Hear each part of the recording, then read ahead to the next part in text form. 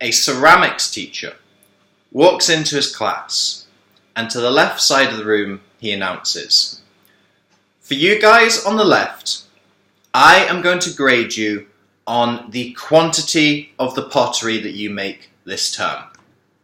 I'm going to give an A if you make 50 pounds of pottery, a B if you make 40 pounds of pottery, 40 pounds of pottery, and so on and so forth."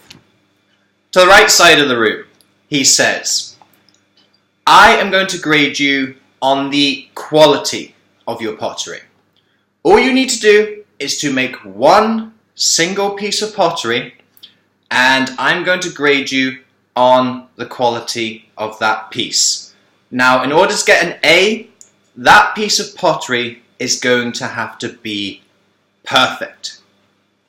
So he sends the students away, and at the end of the term, unsurprisingly, the group that has been graded on the quantity of the pottery has made more pots. But also of interest, the people who had been assigned to make a quantity of pottery had also made better quality pieces. So what happened? There are two lessons that we can take from this. First off is to stop waiting for a perfect time, a perfect set of circumstances in order to start something.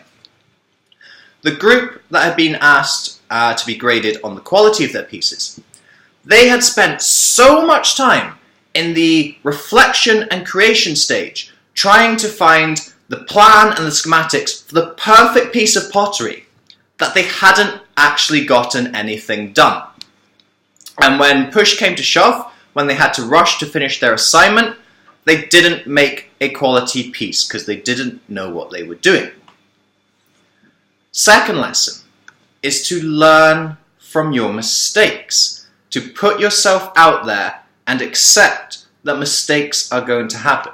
You see, the group that had been told they were graded on their quantity, they had churned out pieces, and in the beginning they were pretty naff. They had sacrificed precision for speed, but through the continuous process of creation, they had learnt how to make something better or more efficiently.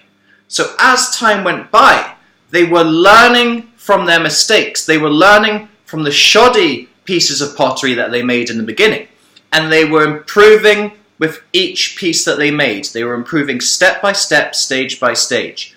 And that is why they made the better pieces of pottery. So, two take-home lessons from this short anecdote today. Stop waiting for the right time. Life is way too complicated. There is no such thing as the right time. The only right time was yesterday. And the second best time is today. So if you've got something that you want to do, get it done. Start right now. There is no time like the present. And when you do this, as you go through the steps and the process, you're going to make mistakes. You don't know what you're doing. You've never done this before, or you've had very little experience. You're going to mess up and make a fool of yourself and not know what you're doing.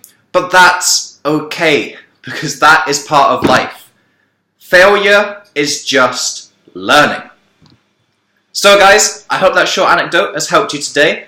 I look forward to sharing more with you later in the week. But until then, love inwardly and shine outwardly. David.